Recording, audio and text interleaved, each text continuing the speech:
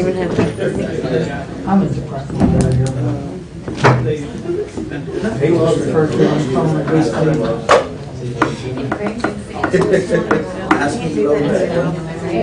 He's like, yeah. well, I thought I had. Pick on that. That's the main thing people on TV hear.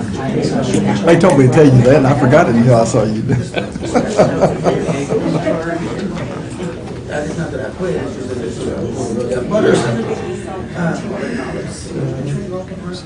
Unless you had an extension cord. It'll be like y'all's microphones at the city council. You have to turn them on. Nobody needs to walk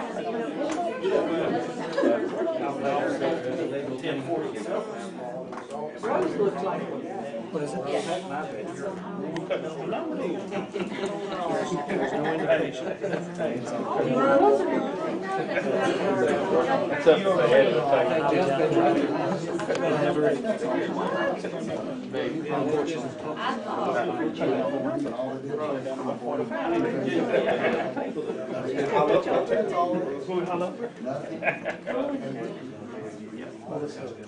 Hey, he just Yeah,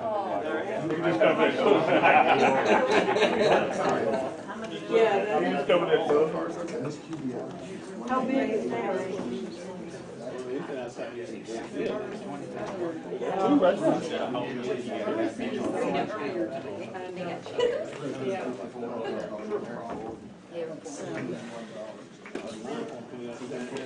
Thanks. Thank you. You're welcome.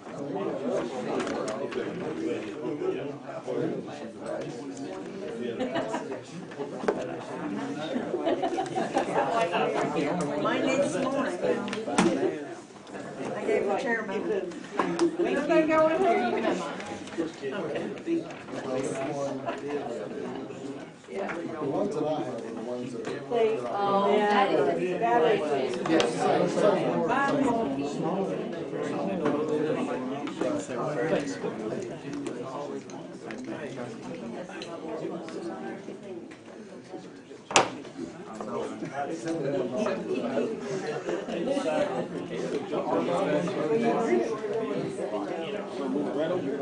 We don't have points. You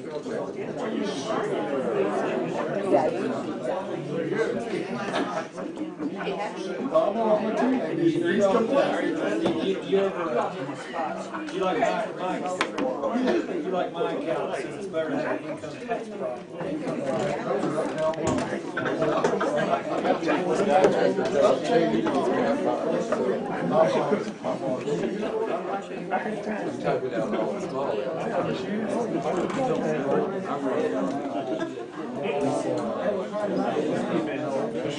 We don't have folders. We don't have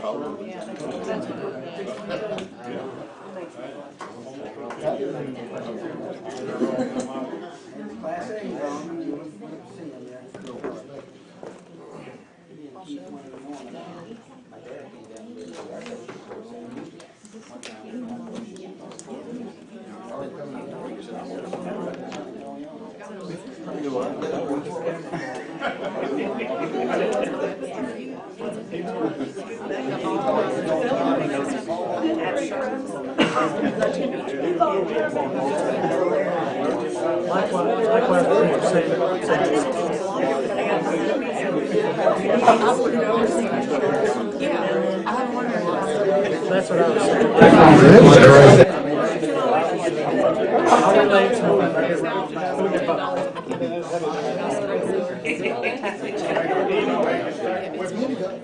I say it's a good time. It's fun. There's probably, what, 250 My wife sells a lot of art, you know.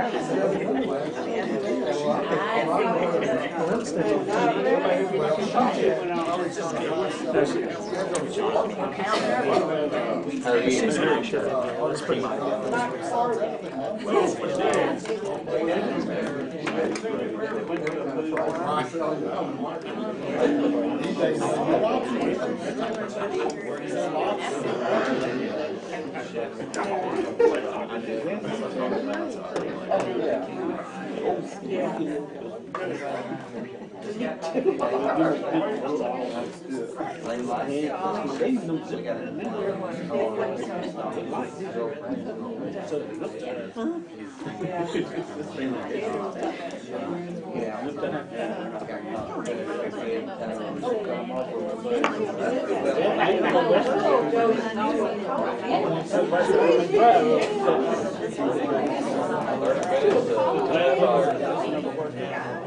Yes, I'll go make some more coffee.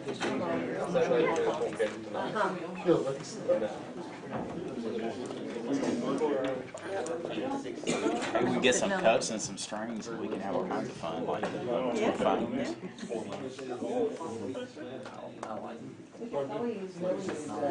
Drink night. The can of one. If you put a hole in there, it'd kill us all.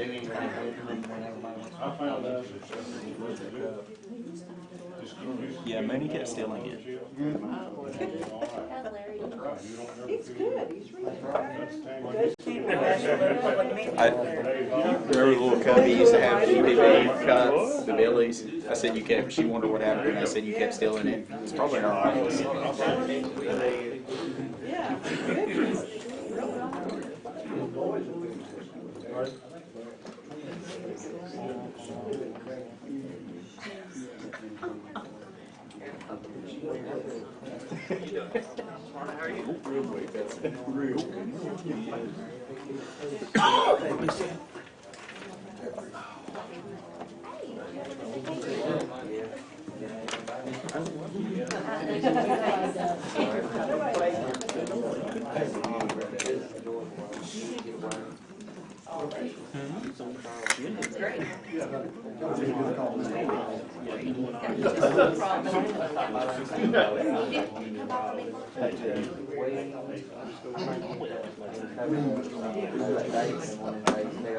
Well, today was hot dog day. I was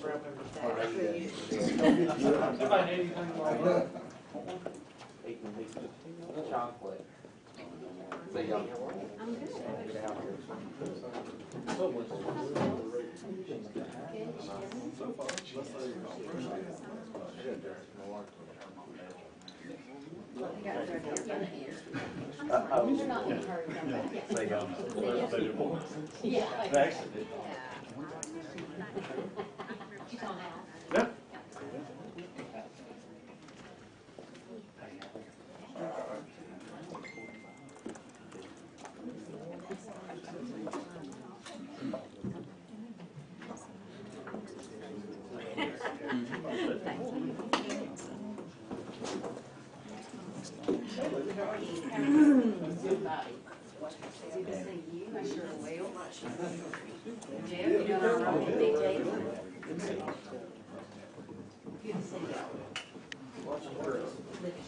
I started main there on the way right now, but I think it's an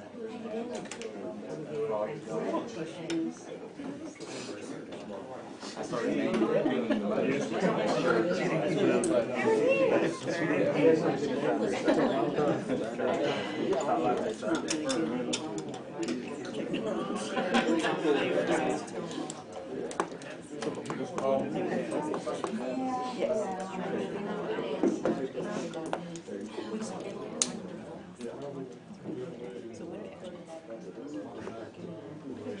organized over there. It's not your first rodeo. That's just the charge of them. It's not, things get away from us. Mine's about 50% better, but I'm hoping it'll hold out because, like I said, my Zoom recording. I figured y'all all just use phones with as high resolution as they are, and you get it with you. It does fine. I mean, it goes fine on the radio. It sounds fine. I use this to record, therefore I can't use it for recording. Yeah, there you go. Were you talking about pictures? Yes. Oh, I'm sorry. Yeah, I thought yeah. You could. Your answer applied to both of those. So I mean, Well, I don't know. I just prefer using the camera. I think it looks better. I don't need to pay. if you're used to using cameras, It's okay, it's got pretty resolution, you know, phone, but what are y'all shooting at? What resolution? What resolution do you actually shoot it at? Like I think my phone does 8 all, I don't know, and then those I know those are I've had way it for high. 5 years and it needs replacement, but it's, I just have a 6S Plus, so it's pretty. Yeah, okay. It's outdated a little bit. I mean, if I just need to snap something, Yeah. but it's just as quick as this because I can send it to Yeah, my it's phone. good. Yeah. it's not that, you see the detail on that? Oh, yeah, that's good. That looks. You need to sell that on Microsoft or something. It works something like that, but it actually goes over a Wi-Fi connection. This emits its own Wi-Fi signal, and then you just connect it. So it's actually Wi-Fi instead of Bluetooth too. Same concept. I'm not that up to date. Whatever it takes to get it done. That's what it. I finally, Yeah, you've got the fancy white camera. Both of theirs are black. well, this was before I started doing this, so Okay. I didn't have one in a white one just came out doing this. Right, and yours can I don't prefer it. I mean, I've used it. I'm just more acquainted with it.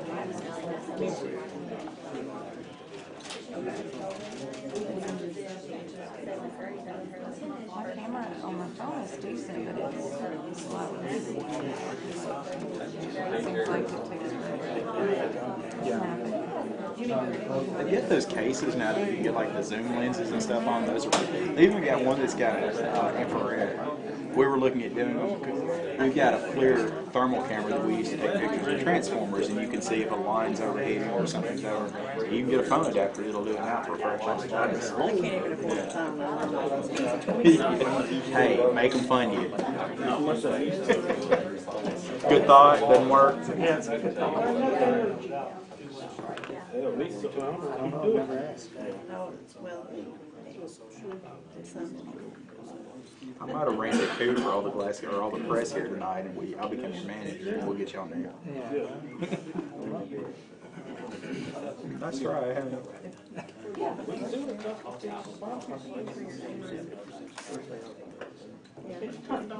Turn it on, keep it No, around. no, we don't want to do that.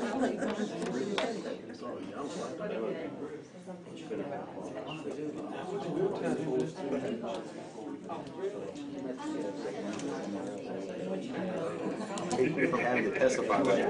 If you don't say anything.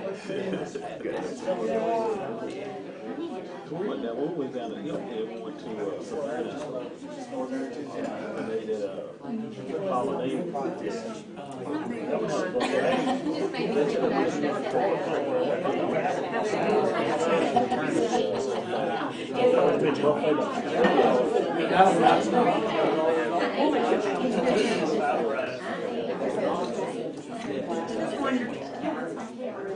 That's Billy's family, and so they won't be in here together.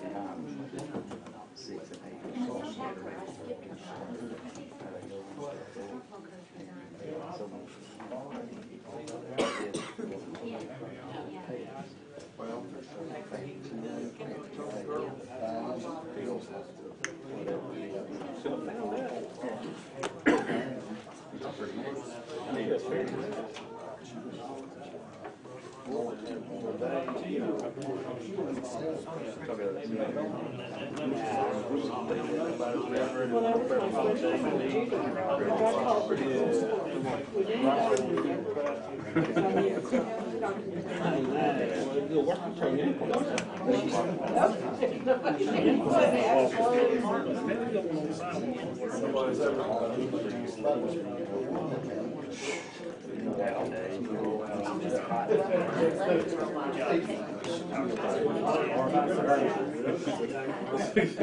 see. Yeah.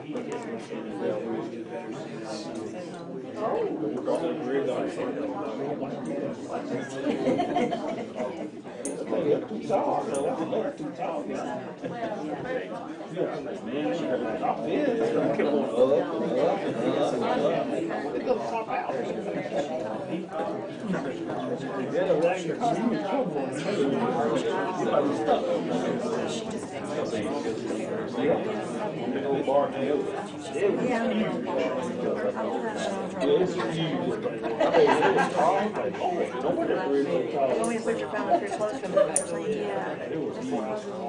But she does, I don't read it as well, so you gotta either yell or.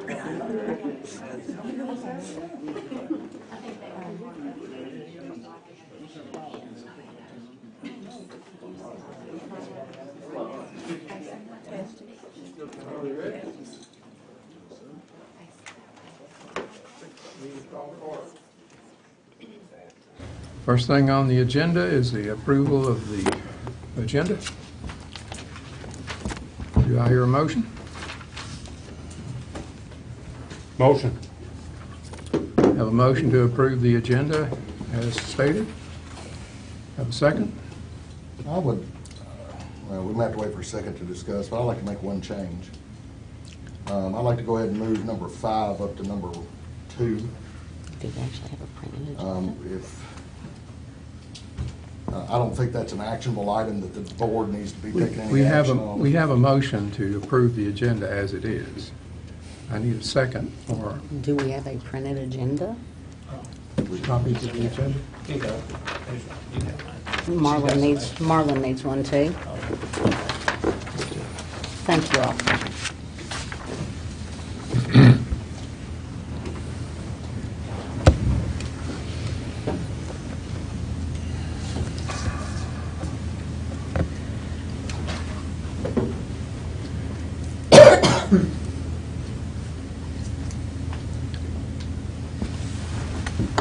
Do I have a second?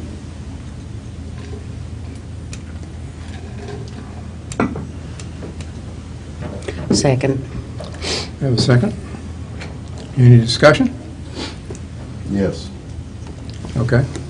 I would like to move number 5 to number 2. Considering that number 4 was placed on the agenda by the chairman, and that number 5 is not an actionable item that needs to be voted on by this board. The chairman nominated himself into the position, and if he wants to remove himself from the position, he can do that unilaterally without help from this board. So if we move number 5 to number 2, number 4 becomes a moot point, since that item was placed on the agenda by the chairman. Well, he can move to amend the motion that's on the floor. And then we would have to vote on the amendment. On the amendment. First. And then So I'll move to move number 5 to number 2. 5 to 2. There's an amendment on the floor to move 5 to 2. Any further discussion? do we need a second on that? I don't think so. You can have discussion on it. But do we can need have a discussion second? on it. I personally think that where it is fine. I think we're just Yeah, but confusing what the you issue. personally think doesn't matter. The fact is that you can have discussion on the amendment. Yes. I mean, understand. you're not the king of the meeting, so to speak, I understand that. even though you may think that sometimes. We are in the position, we have a motion to amend on the floor. The amendment will come first. And we are in discussions on that change. Any further discussion? I personally think that that just confuses the issue and needs to be left where it is. The order is in order, and the motion number 5 is going to depend on the resolution of motion number 4, item number 4. So I prefer, and I'd rather keep it in that position. And my only comment to that is the fact that if we move number 5 up the chain, number 4 is, at that point, becomes a moot issue. Because number 4 was the chairman's motion. To resign himself. Well, no, number 4 I'm was the sorry. chairman's made that motion. Chairman made that For motion. removal of the superintendent. That is correct. So, No further discussion. We have a motion to amend to move the item number 5 up further on the agenda to position number 2. Call the question. All in favor? aye. Aye. Tag and Harn would no. Mr. Witcher? No. Libby? No. Chairman votes no. Motion fails. Any further discussion on the agenda?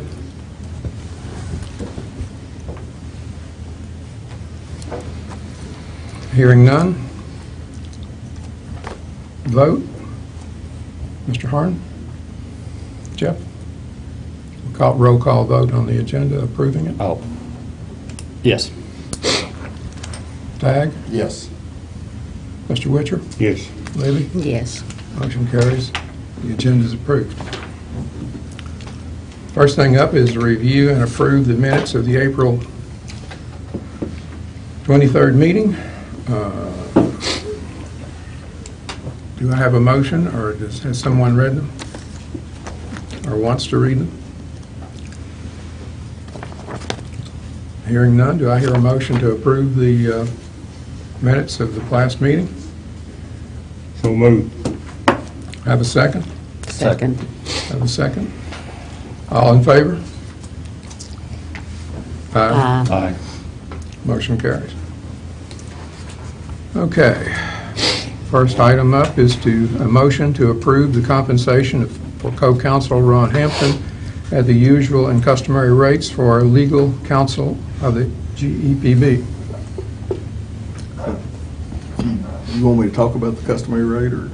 If you would like to mention it, I presume you know what it is, and... Yeah, I mean, customary would be that, I think we paid Jeff a $200 a month retainer, and then his hourly rate was $185. That's about all there is to it. And there's no charge for coming to the meeting. You're not double dipping.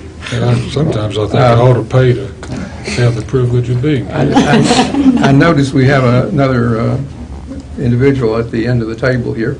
I presume he is going to represent Billy Ray. Two of these individuals, yeah. The question is, did you want to put them on the agenda, and should we suspend the rules to allow you to put it on the agenda? To put Put what on the agenda? If they're going to discuss or present any... Well, if To I the may, board. Chairman Froge, I some months ago made a request of this board when a motion, and we haven't gotten to it, but when a motion, agenda item similar to number 4 was thought to be before this board, I wrote this board a letter and requested an opportunity to be heard on Mr. Ray's behalf should that agenda item ever come up. And if I don't get the table to do that, I have asked that a piece of correspondence be included in any motion in which that discussion is had. But I would absolutely request the opportunity to be heard on his behalf should number 4 be discussed. But you're not to that item as of yet. Well, to go on the agenda, we'll need a suspension of the rules. Are you requesting that now? Is that correct? Well, we have an agenda. He's not on this agenda. Well, but he becomes part of the discussion. Right? Yeah, but he's not on the agenda to do that. You know, we can But lob he's questions. pertinent to the discussion, Right, he's right? pertinent to the discussion. We can lob I think it's questions. appropriate that he be on the agenda. I don't understand your rationale for that at all. There's going to be a motion on the table, and if he's going to participate in the discussion, he needs to be Well, Mr. Ray's entitled to representation by council. He is. And it doesn't take an agenda amendment to grant him that right. If you were to preclude him from... I don't have any objection. I would just like to make sure it's legally he's included, that he's not left off. My opinion, this board can hear from whomever it chooses to hear from on any item on its agenda. There is no provision in Robert's Rules of Order, in whichever form it may be in today, that precludes that, period. This is a public hearing. The public is welcome.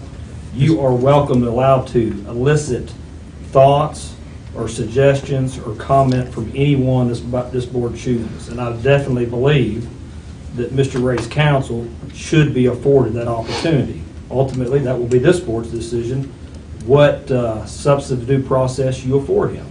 We are affording him a due process. That includes your presenting your views, and I would like that to be on the agenda, but if you choose not to have it there, that's okay with me. Well, I think we've gotten out of whack here anyway. We've still got to deal with number 3.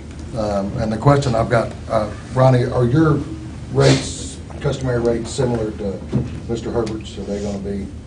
They would be the same. Same? Okay. Yeah, I thought he was getting 200 for the meeting, but I guess he just gets 200 because he's at the meeting. I don't know why he gets. Yeah, I think he gets 200 for the meeting like the other board members do, and then he gets anything additional to that is billed out. I think when Mr. Ray sent out the letter, he mentioned something in your letter about what customary he gets paid. I should have, but I don't think I did. But somewhere it's either, you can call it a retainer or a meeting fee. No, I think it might have been in the paper where you commented about what he's paid per meeting, plus what he charged so far. I don't think it was broken down, so I don't know what it You're was. okay with whatever compensation Sure, Mr. Herbert got, you're okay with that, right? I'm sure that's fair. Okay. Then I'll move that we approve compensation for co-counsel Ron Hampton based on the customary rates that we were paying previous counsel. I will second that. We have a motion and a second. Any further discussion? I will go along with this as long as that I always feel you're representing the board, and I don't ever feel like you're representing the chairman. Well, I can respond to that. And if as long as that's the case, it'll be fine with me. Well, anytime you feel I'm not representing the board, I don't have any standing here. You guys can do what you need to do about my appointment. That's true. But as far as compensation, I don't have a problem with it. But I will say this, and I'll address this later, but, I consider myself representing the board, not Mr. Froge or you or TAG. I'll give all of you advice, but when you vote, you're one, whether you like it or not, and, my advice is to what I can do to protect the board. Correct. That's the way I've always looked at it. Very good. Okay, any further? Call the motion. All in favor? Aye. Motion carries. Move forward. Item number 4 is on the agenda. Is a move to terminate Billy Ray. Mr. Hampton, could I get you to read that? Get my glasses. It is moved the board terminate Mr. Billy Ray as superintendent of the Glasgow Electric Plant Board effective July 16, 2019 for inefficiency, neglect of duty, and misfeasance based upon the reasons stated in my previous motion made at the February 2019 and placed in the record at the April 2019 meeting. Copy attached. My copy of the agenda does not have that attached. And that counsel for the Glasgow Electric Plant Board be directed to employ a mediator subject to Mr. Ray's willingness to participate to attempt resolution of any claims by Mr. Ray concerning his termination before the effective date of July 16, 2019, with any agreement being subject to approval by the board. As I said, I don't have the attachment. I don't know if that needs to be read or not. I think, I'd like to have a copy of it either way. Here it is. Here's a copy. Okay.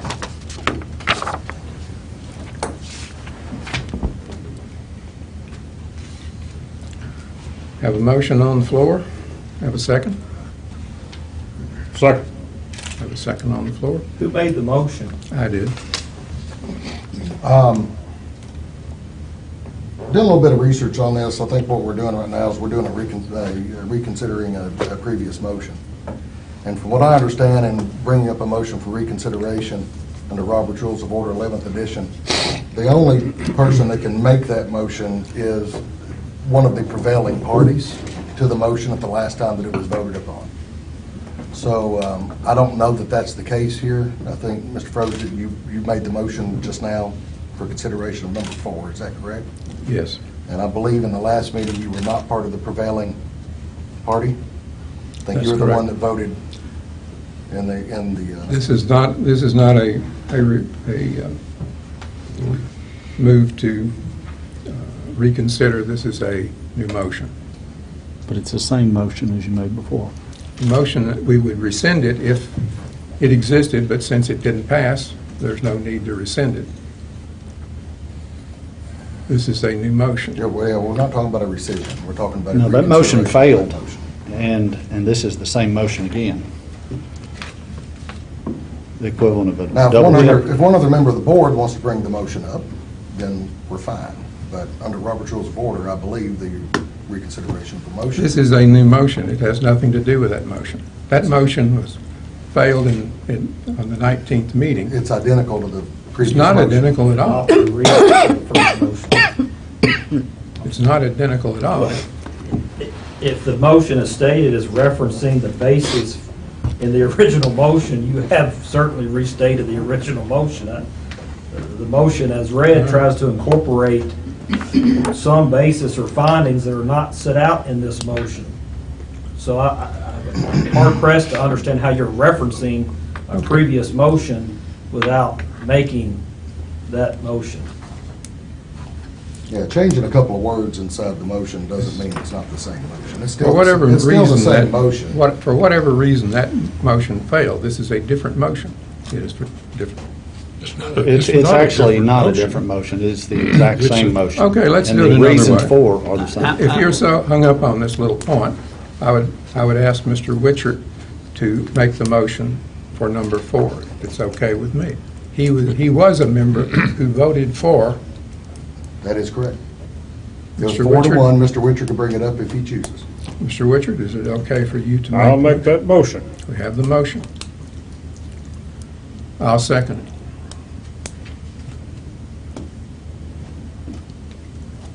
So we're ready for discussion? We are ready for discussion.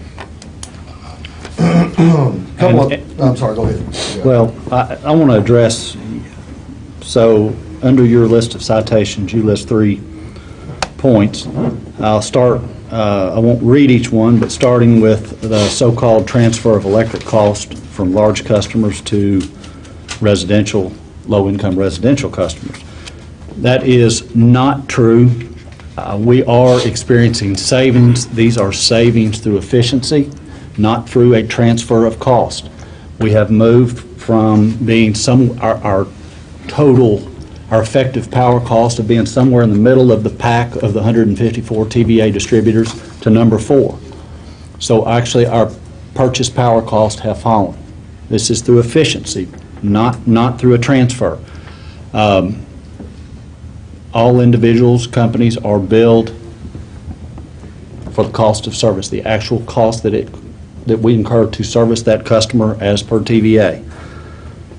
So number 1 is incorrect. Number 2, referring to the Carr Riggs Ingram audit, I was on the board that initially hired them.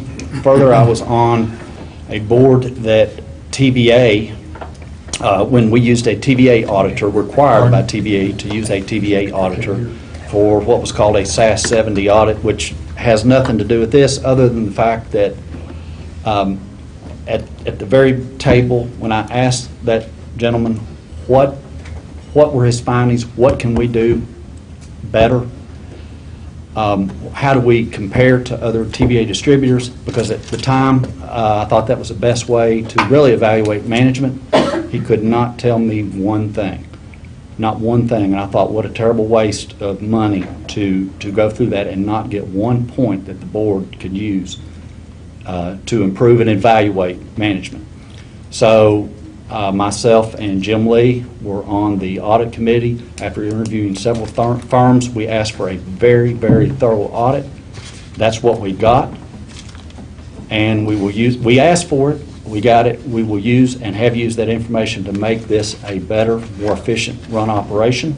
There are a couple of items that the board chose that the cure, so to speak, was worse than the disease because of the size of the operation. We knowingly assumed that risk instead of spending the funds to mitigate it, but Mr. Ray, once again, did nothing wrong. We asked for it. We got it. Another reason was we had $7.5 million extra dollars coming in.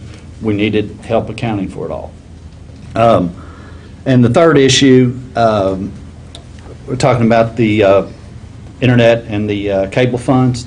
TVA approved every bit of this for year after year after year. It was only 1 year they decided they no longer wanted those mingled, and we separated out as they requested. TVA is our regulator. There was never a problem with that, not once, until 1 year they said they wanted it separated, and we did. So it's a non-issue. Management has done absolutely nothing wrong. None of this is cost. This is a witch hunt. This is a witch hunt trying to remove, because of some vendettas we've got going on in this city.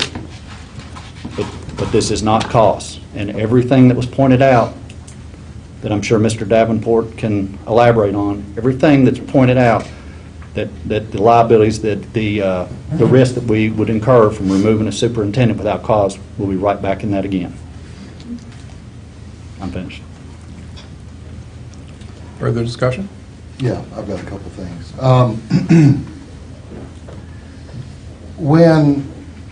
I think, first of all, we need to have an understanding of what is cost to fire the superintendent. And the little TVA Act spells out succinctly, in my opinion, there are 4 causes for removal of the superintendent. Malfeasance, misfeasance, I believe it's neglect of duty and inefficiency. Of course, malfeasance is where you've intentionally broken the law and somebody was harmed, and we can get into the definitions of the others. But I think Mr.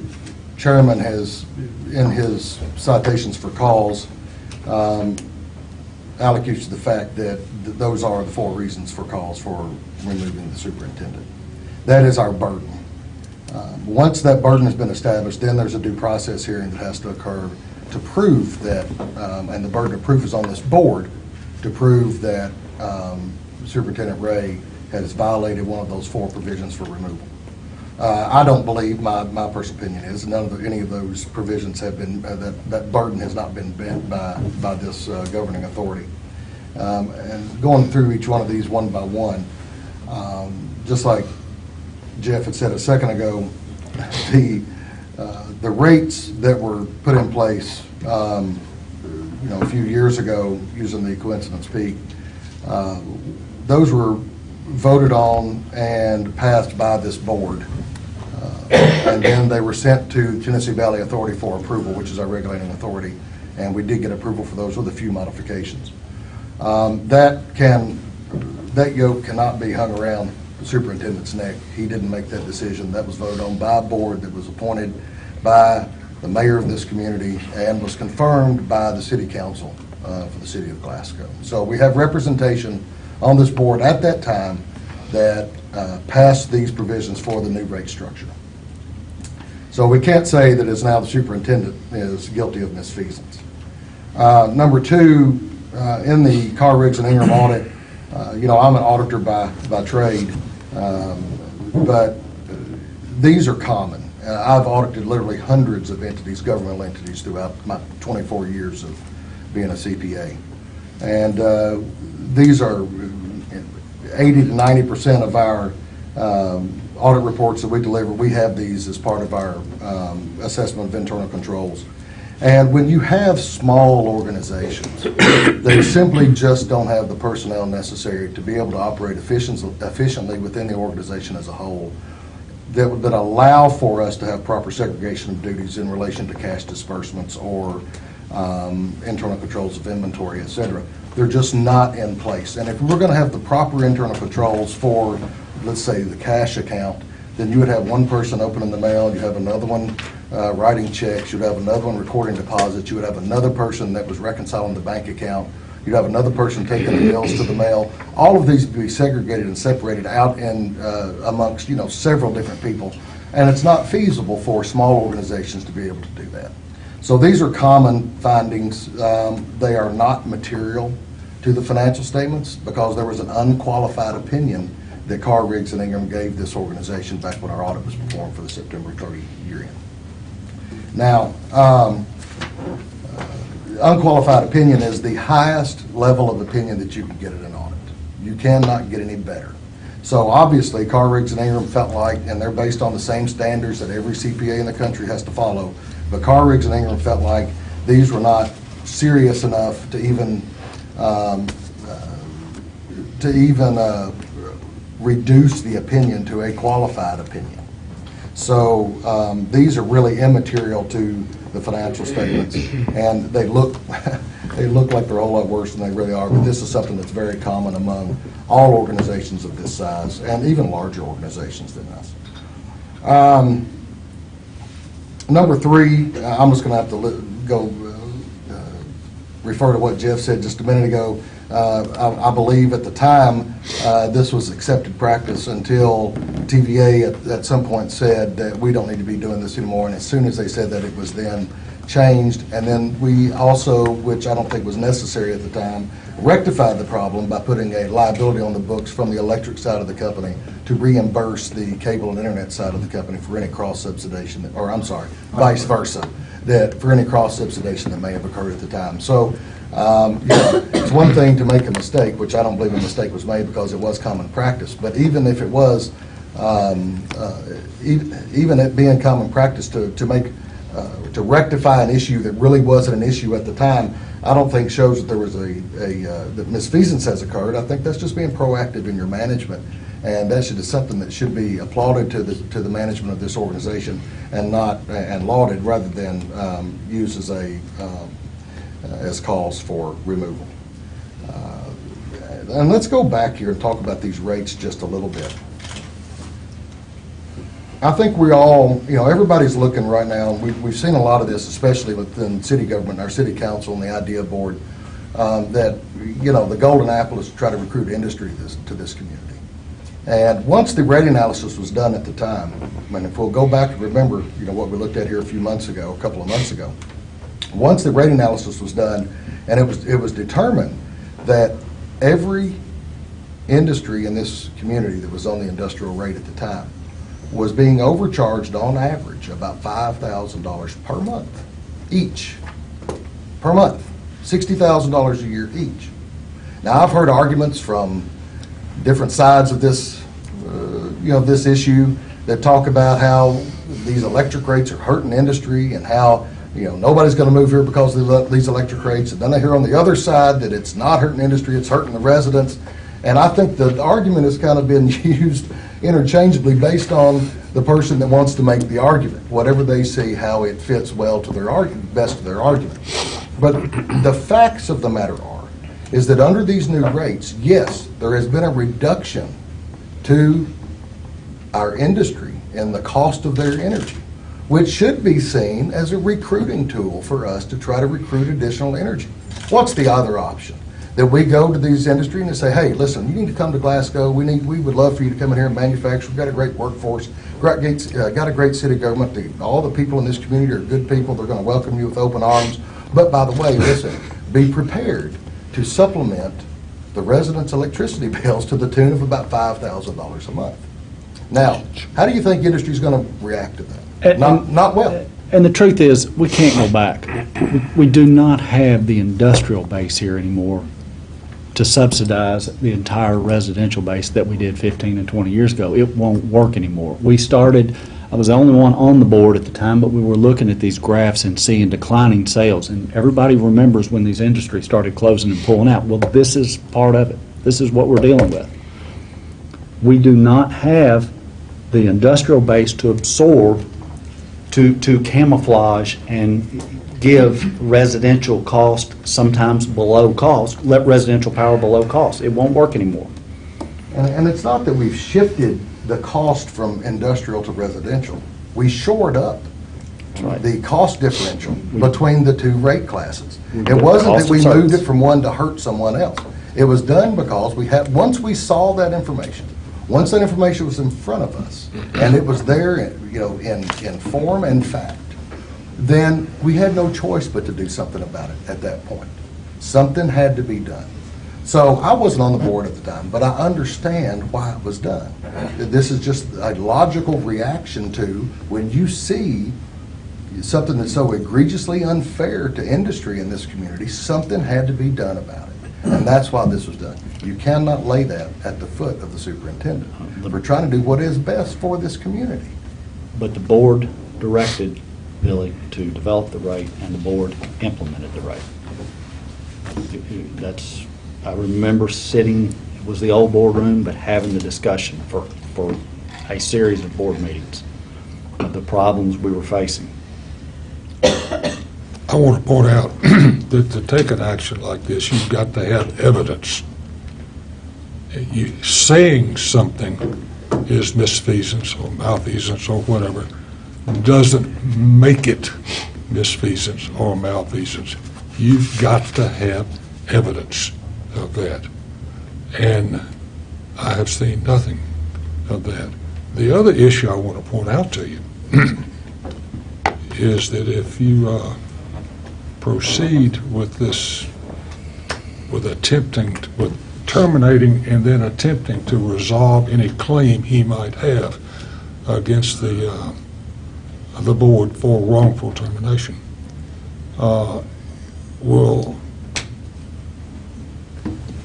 has a strong probability of voiding the insurance that you have in place to protect against directors and officers' liability, which would mean then that the cost of recovery that Mr.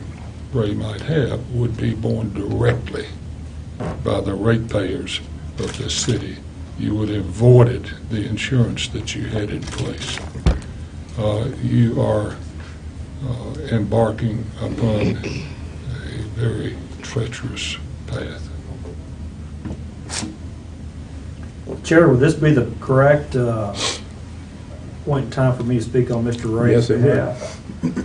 I appreciate that opportunity. When I wrote to you guys, I think the board were all males at that time. When I wrote to the board in February, I asked for that opportunity because at that time I had been retained due to a conversation, Chairman, that you had with my client where you indicated you were asking for his resignation, and you indicated to him that there was a majority of this board that was going to remove him, notwithstanding the protections of the Little TV Act and KRS Chapter 96. That was a very clear statement on your part that was made to him. And so I wrote this board and reiterated that he is not an employee at will. The vast majority of citizens in this Commonwealth can be fired for no reason at all. They never have to be given a reason. They can just be told, don't come back to work next week. Mr. Ray does not serve in that capacity. This is a public utility that has certain privileges attendant to that. But with those privileges come responsibilities. One of those is you don't get to fire your superintendent for any political whim that you see sufficient. He may be fired and terminated for neglect of duty, inefficiency, misfeasance, or malfeasance. Period. And because he has those substantive due process rights, he has procedural due process rights, which at a minimum would include notification to him in a timely manner of exactly what the accusations are against him. I would submit making vague references to a previous motion, not very good notification of what those charges are. And secondly, an opportunity to defend those charges, including through the presentment of testimony, witnesses, those types of processes that are attendant to an administrative hearing. He hasn't been afforded that. Luckily, you're going to let me talk tonight. But you know that some of the things that Mr. Harnett is mentioning, Mr. Taylor is mentioning, I imagine could be very more thoroughly fleshed out if he was given a meaningful opportunity to present that information, particularly in light of the short tenure of some of the board members. Extremely short tenure. That they're being asked, having only served on this board for a matter of weeks, to terminate the superintendent who has these rights. To the accusations themselves, Mr. Hard and Mr. Taylor pretty much took all the steam out of my engine because they're completely right. You can't fire this man for a policy decision that this board took. He has no ability to set a rate. He doesn't dictate that. He doesn't rule the EPB in that manner. That's just a completely wrong way to look at what his responsibilities are. Completely misleading. The rate structure is approved by this board. That is a policy issue. And Mr. Taylor has discussed one side of that policy. There may be members of this community that feel like another side of that policy is more right. Be that as it may, that's the obligation of this board. You could not put that off on Mr. Ray if you wanted to. You can't delegate that responsibility if you wanted to. The second point I'll make, because it seems like essentially these grounds boil down to the rate structure, that someone continues to want to pin on the superintendent who was not in a place to pass it and did not pass it. And the other basis seems to be from an audit, which I understand from the notes that I've read, date back possibly as late as 2014. But Mr. Taylor's point, because I didn't see this anywhere in these notes, is that that was an unqualified opinion. And folks, when I hear that you are complaining about an unqualified opinion in an audit, good luck backing that up. Because I'm here to tell you, Mr. Taylor's right, that when you get an unqualified opinion on your audit, that's as good as it gets. As good as it gets. And so I go back to this conversation that brought me here in the first place. The one between the chairman and Mr. Ray, where Mr. Froge came in and said, we want you to resign. Folks, and this is my opinion here, some people in this community have decided upon a solution and they're looking desperately for the problem that justifies it. Okay? If there are grounds to remove Mr. Ray, then give him notice of those grounds. And tell him this board is going to consider those grounds on this date and time and in this place. And Mr. Ray, you come with whatever proof you have to defend yourself. But this process that's being laid out, where it starts with what appears to be an open meetings violation, and then a demand for a resignation without any reason, and then a motion that's made in February without any reason, and then a motion in May that attempts to reference the February motion. That is not the due process that's required under the statute. And substantively, I don't hear anything, if even correct, that would justify that termination. So the last point I'll make is this. I find it almost inexplicable that I've read a motion, or it's been read a motion today that says we're going to fire somebody and then we're going to set out to settle his claims. If that's not a tacit admission that there's not proper grounds for the action this board is taking, I can't imagine what would be. And frankly, that is acting recklessly with the assets this board is charged the responsibility to shepherd.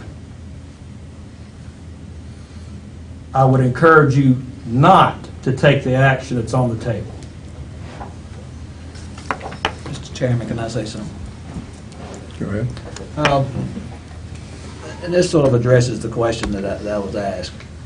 Yeah, I knew what the issue was, and I've done some research so I could try to answer it, and I think I've talked to a couple of board members about that. I've not approached this as to should you get rid of Mr. Ray or should you keep Mr. Ray? That's not my approach. My approach is if you keep Mr. Ray, it's a moot issue. There's nothing going to happen. No litigation about it, I wouldn't expect. But, representing the board, if your board decided to terminate Mr. Ray and felt like these actions rose to that level to justify termination, that's what I've researched as to, did you do it right? Is it going to be backed up by a court? It's y'all's call to decide whether it rises to that level or not. But I would be tasked, I assume it would be me tasked, Mr. Herbert would be retired by that point, of defending the board. Maybe everybody doesn't vote for it, but I'm defending the board. So how can I defend the board for that action? And I would disagree with Mr. Davenport.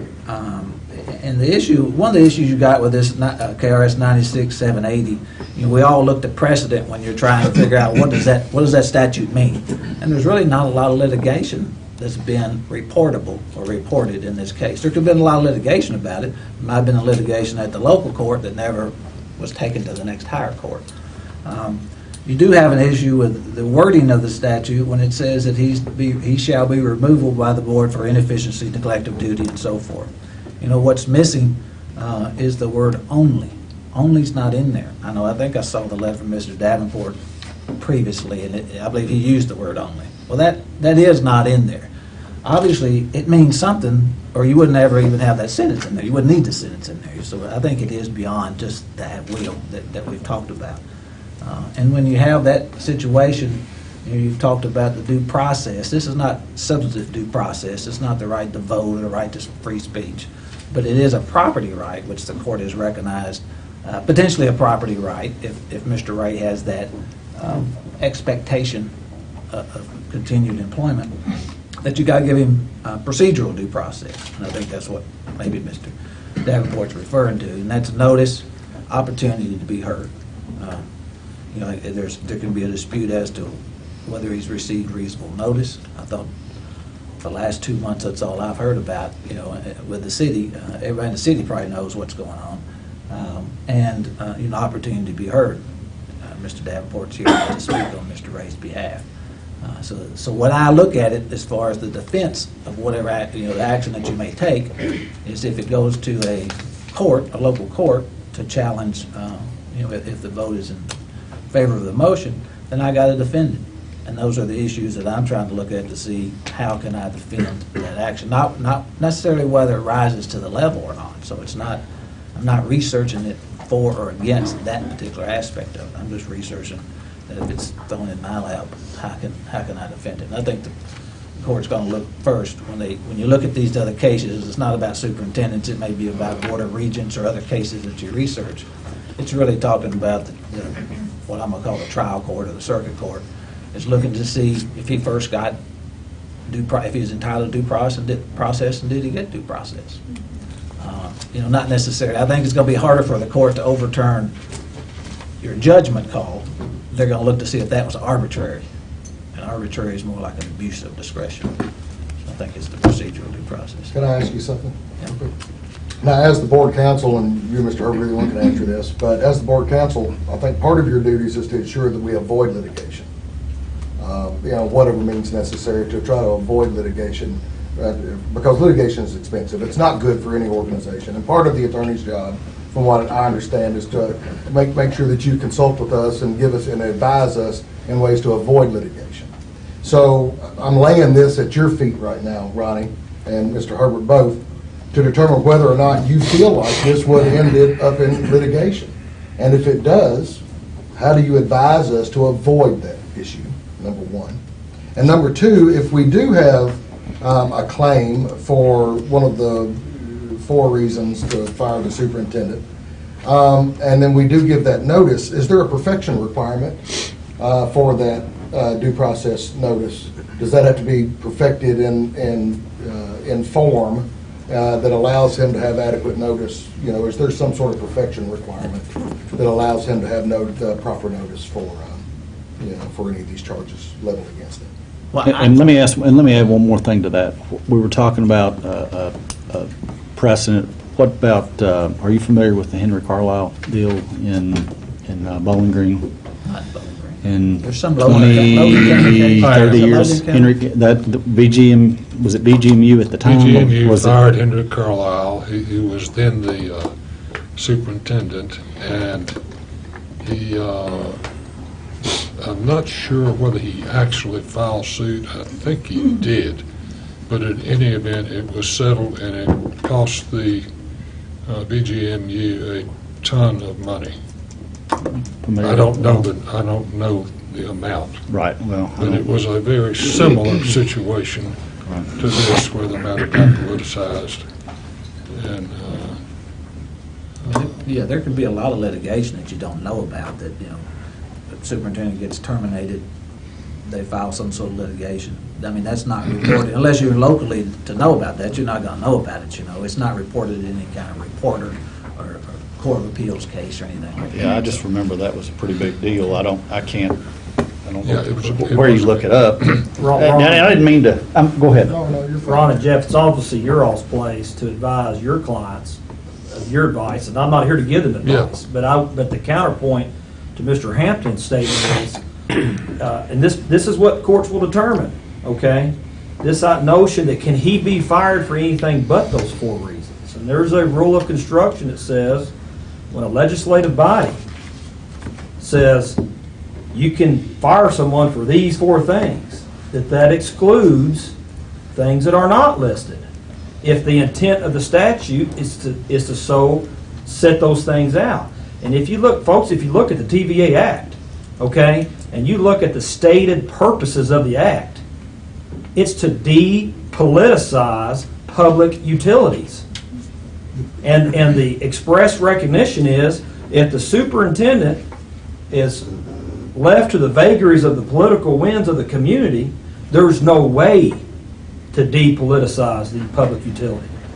And so, Now, from my understanding, that's, and I don't mean to interrupt you, I'm sorry, but I want to expand on that. From my understanding, the reason why it is to be depoliticized is because this board has the ability to issue bonds. Correct. Directly to Wall Street. We can borrow money without having to go through the city. We don't have to have a muni bond. We don't have to have the state pass through, borrowing capacity. We actually issue debt obligations directly to Wall Street. And there's one thing that somebody that is owed money wants more than anything besides interest, and that is stability from the organization they've loaned the money to. So if you, it's like you said, if you have a position that is as important as the superintendent's position of a public utility, and you have now made that a political position, then that lends no appearance of stability to the bondholders. I think it's... And what you ask for there are both a downgrade of your bond rating, which, by the way, is an investment grade bond rating. We had 6 organizations, if I remember correctly, 6 organizations that wanted to buy our bonds from us. That's unheard of. All right, I'll just tell you, I've been in the financial markets for years. That's unheard of to have 6 people bidding and arguing over who's going to get to loan you money. And that's simply because we had such a tremendous bond rating, an investment grade bond rating, which is the equivalent of your credit rating if you go borrow money from a bank. We had such a great credit rating or bond rating that we had people fighting over who got to loan us money. So you don't get that by exhibiting poor leadership. So neglect of duty and inefficiency are out the window. One thing that worries me is the fact, number one, that we're kind of rushing into this, like we said, and that certainly doesn't lend any credence to our argument that we have stability here. So we can expect an increase in our bond and our borrowing costs. Number 2, we don't have any succession plan, not even discussed a succession plan. And without a succession plan in place, there is no stability there. In addition to, how much we're going to be muddying the waters here by just getting rid of a superintendent. So there's lots of things that I don't think we've wrapped our minds around yet. A lot of negative consequences to what the potential of this is going to be. And without having any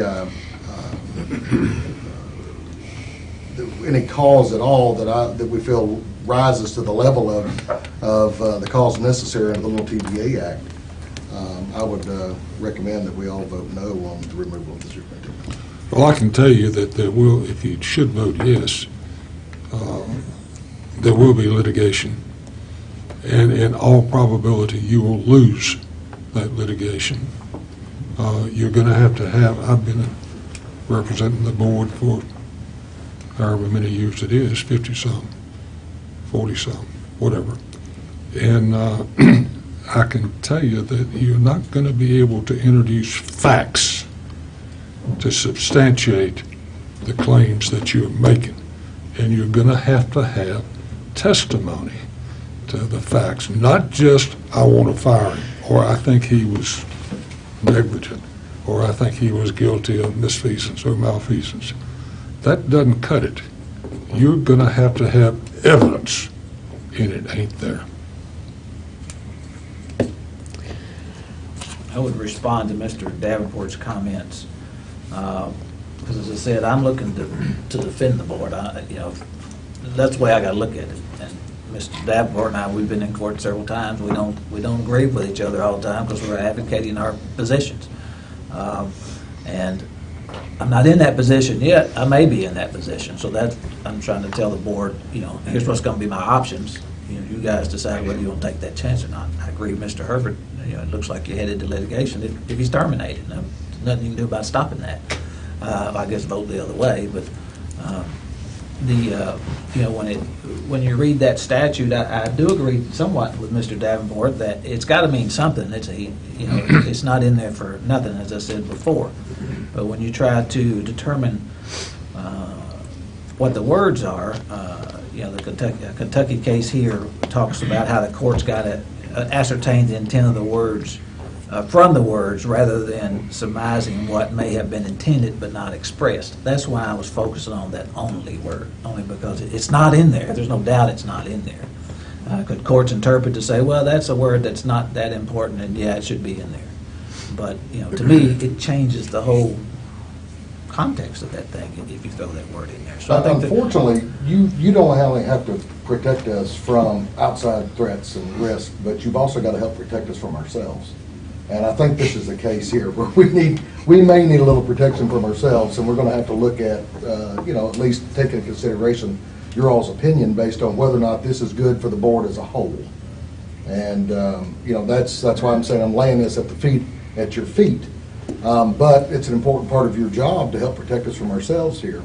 And I think that's why we're asking you some of these questions. We want to know if this is something that we need to, that needs to be pursued, or if it's something that ultimately is going to be more damaging to this organization and the future of this organization if we do proceed with Mr. Herbert. I think Ms. Short wanted to say something. It looked like you were trying to say something. Yeah. So, as you pointed out, we do have some newer members. I'm one of them. This is my second meeting. And things that have gone before, I'm going to let y'all speak on the technicalities of those because I was not here. But I do want to speak to you all from the perspective of the board and the people of the city, because the decisions made by this board affect each and every person in this city. So with that said, I can't believe that we have come to the point that we've given up on working together. We've given up on conversations, and we're in an either-or position. And no matter what happens tonight, nobody wins, because we're still a city divided at that point. So infotricity, technology that we all know and love so much, provided a way to be more specific on a person's actual usage. You pay for what you use. I get that.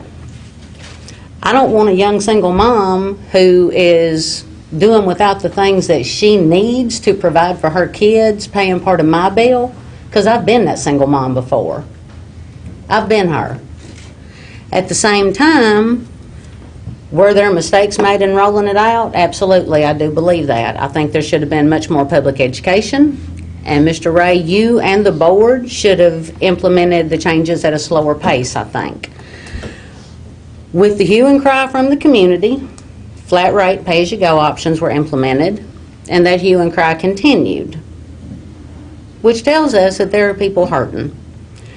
So while you may be right scientifically maybe Glasgow wasn't the right place to implement it, especially when you consider that almost a third of our population in this city live in poverty, and we do have a large elderly population as well.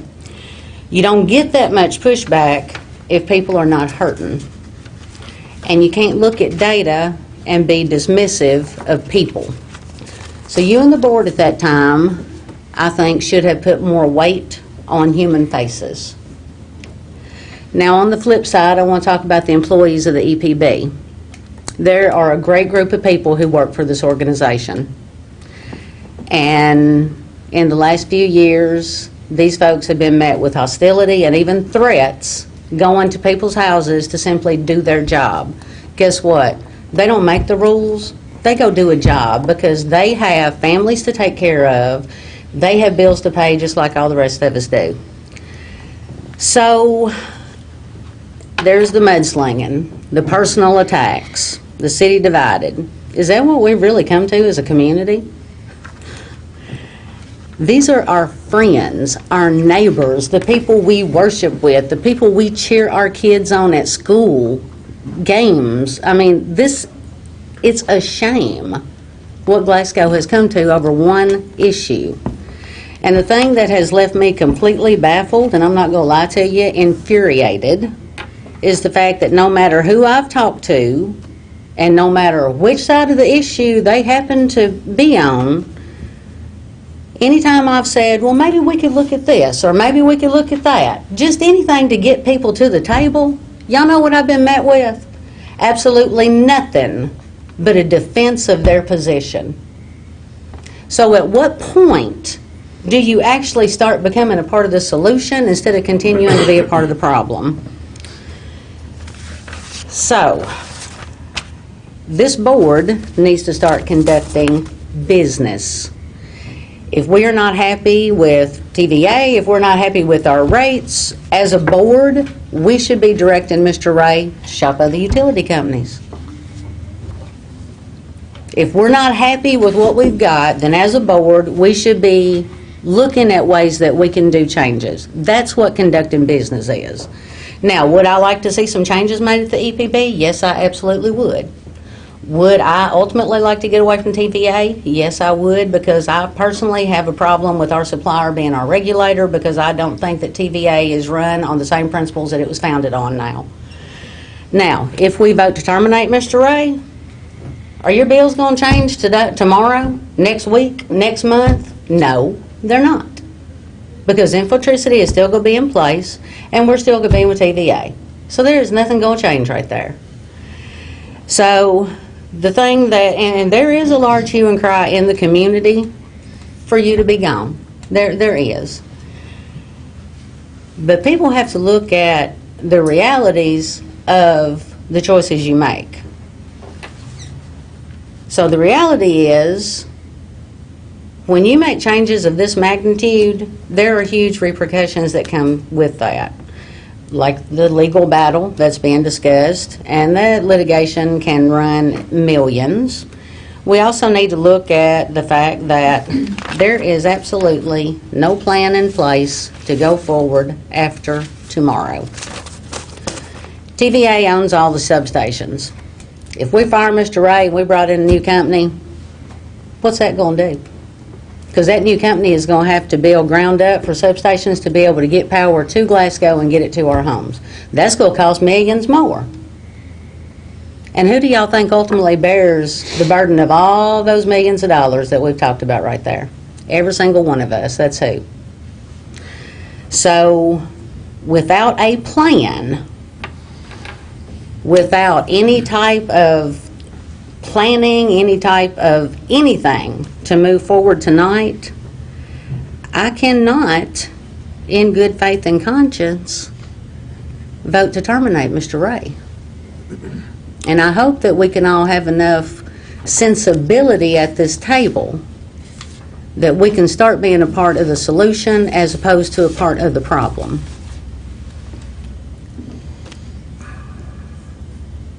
Can I say one thing? Amen. You're exactly right. With a lot of smart people around this table, we can come up with solutions to any of these problems. And I think there's been a good faith effort to try to do that. I think we still have some more work that needs to be done, but you're right. There's nothing more than utility rates to divide this community than I think that's a bridge we can cross. Well, I would go, I mean, I will certainly agree we've got problems and there are people hurting. I don't think it's just an electric rate. We have a terrible income problem. No, I agree with you on that. What is most tragic, think of what we could have accomplished if the amount of resources and time that have been batting around an electric rate that is just a matter of math was used to further the community, talk about employment, the myriad of problems we have. We need to end this tonight. Yeah, we do. And let's encourage our leaders to move forward with the real problems that we have. Yeah. And don't get me wrong, now I'm not saying that every single thing here I'm just happy as can be with, because y'all don't know, well you may, but in the past month I've been surrounded in the grocery store. I've had people blowing my phone up, blowing Messenger up, everywhere I go, and I'm sure y'all have too. I'm sure y'all have too. It's a work in progress, but At the end of the day, for the people who have said, oh, you got to get Billy Ray out of there, and for the people who have said he's the greatest thing since sliced bread, I've had twice that number say, can we just stop? Just stop the arguing and the fighting. Just come to the table, work together. Do I think there's things that, if you're smart enough to come up with infotricity rates, I'm sure you're smart enough to come up with some tweaks to that. I mean, there's things that, just like a lady called me and they have a 3-car garage. That 3-car garage is set up as a small business and they have to pay a higher customer charge when they don't run any kind of business out of it. Now, that's what she told me. You know, there's also the facts of the little young couple who's got a one kid and one on the way who are proud that they own their own home. Even if it's a $35,000 or $40,000 house, they're proud it's theirs. And when they're upset about a $500 bill, and they're told, oh, well, you need to update the whole electrical system in your house. Guess what? If they're that upset about a $500 bill, they don't have the money to update the electrical system. I mean, let's get real. You have to weigh all the options. You have to look at everything. And it just is time for it to stop. It's time to get reasonable people at the table. Instead of everybody coming to that table pushing their position, it's time to come open-minded and ready to work. Okay, that's good. I would like to point out that I was done. Thank you. In my view, the rate transfer from the wealthy and the industrial and the commercial to the poor people in this town is an abomination. It is a disaster for them, it's starving them, and we are sitting here watching it. And in my view, that constitutes malfeasance, not malfeasance, misfeasance. It is abuse of rules to come up with very unfair results. Now then, with that said, I think we need to take a vote. DT, when I was chairman, I would flavor discussions with comments from the Attorney General, and not once did you ever have any, make a comment similar to what you just said. In fact, your position was always, if it costs this much money, you just have to have a rate increase. It's that simple. Why over the last year did you never once weigh in? Not once. Not once. It was always, how quick can we get out of here and go home? Any further comments? Yeah, let's vote. Let's take a vote. Call a motion. All in favor of the motion? Have a roll call vote. Jeff? No. Tag? No. Mr. Witcher? Yes. Libby? No. Chairman votes yes. Motion fails. Next motion? It is resolved and requested that T.T. Froge resign from the GEP Board and submit his resignation to the mayor immediately. Do I have a second? Well, I mean, this is not something. It's a resolution. something that we- It's a resolution. Well, I mean, is this part of a no confidence vote? It is. I'll That's second not it. the way that it's We have a second. I'm sorry. We have That's a not motion. the way that it's worded. Any further discussion? This is not even a Hearing- vote, the way hearing it's none. worded. Call a motion. You can vote on a resolution. Yeah. Doesn't have any. Motion's called. Jeff? Yes. Tag? Yes. Mr. Witcher? No. Libby? I'm going to abstain from this one. Chairman votes yes. Motion carries.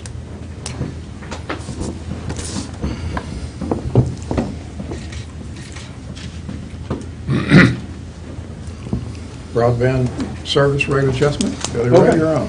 Thank you, sir.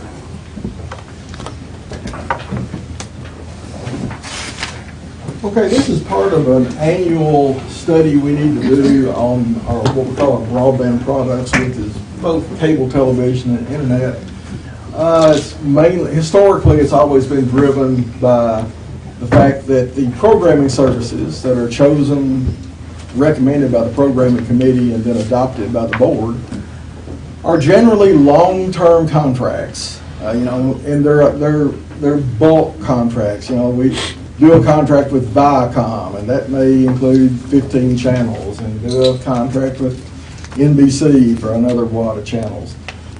And whenever the programming committee is dealing with those issues, the offer that's made to keep that programming, and I have to say that it's usually when the programming committee is speaking for the people of Glasgow, it's extremely rare for the people of Glasgow speaking through that committee to say, let's get rid of that programming.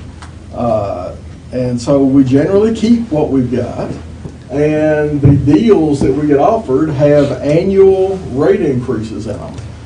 So if we do nothing every January, the deal with Viacom or NBC or whomever it is has a hook in it. It has another rate increase, and that's why we have to annually look at what our revenue is compared to what the cost of having those services is.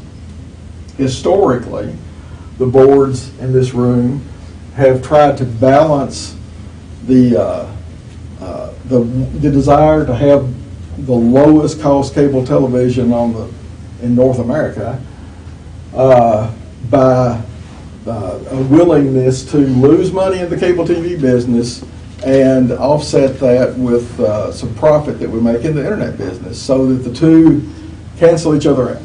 And that has been our historic approach. That's what I've been directed to do historically, and so got a new board now with different people on it, and I need to find out if that's still the approach that we want to take. Melanie has put together 4 different approaches to accomplish that equity or that equilibrium, and they have 4 different names. A pure cost-based break-even approach, which would move our cable TV and broadband services to a model that's more similar to our variable pricing or infotricity deal. I'm guessing that's not going to be popular, but I'm going to show it to you anyway. And then another option is a cable television rate adjustment only, which is more common for us because that's where the new costs are coming from, is cable TV. And so historically, we've pretty much tried to gather the revenue to pay those costs just from the cable product. There's a do-nothing approach, which I put up here is not viable, but it's whenever you're talking about a financial decision, I think one of the things that a board ought to consider is, let's just don't do anything. I'll show you in a minute, but the do-nothing approach isn't viable because the size of the programming rate increases are so large that the equilibrium approach that we've had in the past could not be offset by the revenue we get from the internet service. So a do-nothing approach would drive us into losing money in the whole broadband set of services. And then finally, there's a more middle-of-the-road approach to tweak the cable and internet rates both some, so that we target the net zero condition. Is that fairly clear? Okay, well, then I'll show you something more complicated that makes it less clear. I think on this, where we've got the 4 different approaches, you can pretty well make a quick judgment about these by just looking at the predicted end of fiscal 2020 net position, which do nothing would be losing $800,000 in the broadband business. We don't want to do that. The break-even rates would pretty close to break-even. We'd net a $12,000. We'd realize a $12,000 income. Cable only about $28,000, and cable and internet about $48,000. You might, although this is a lot of figures, let's just talk about do nothing is exactly what everybody's paying now, and we don't recommend that because it's just fiscally unstable. The break-even rates look really nice. I mean, like economy basic would go from $11.50 to just $1. But to get that, you've got to introduce something new to the cable TV rates, which is a fixed customer charge. $24 just to have broadband service to your house, which is similar to what the electric rates were. I think that's my guess is nobody's going to like that. But that's a possibility.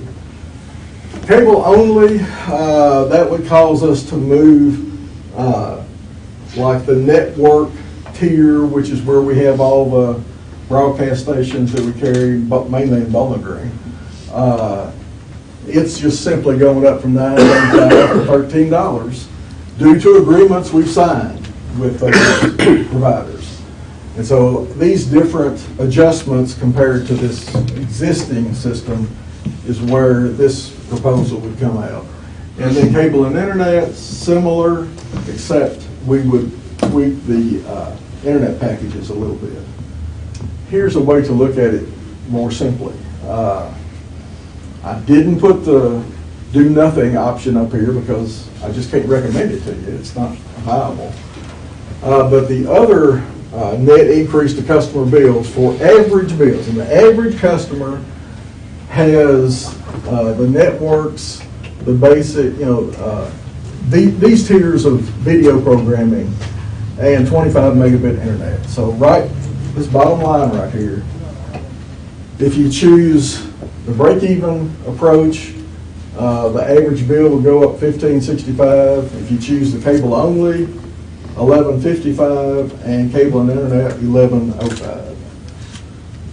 If you ask me what the staff recommends, we probably think this is the best. We haven't tweaked our internet rates in some number of years, but we've spent a lot of capital on the internet, making it where it can go faster. And to be fair, some of that capital ought to be recovered from those rates. We need a decision on this. I mean, it doesn't have to be tonight, but it should be tonight. We need to give our customers 30 days notice before we change these broadband rates. We need, for our fiscal stability, we need to implement these July 1st.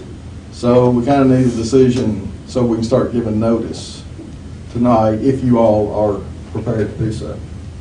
So if I've got basic cable and I got basic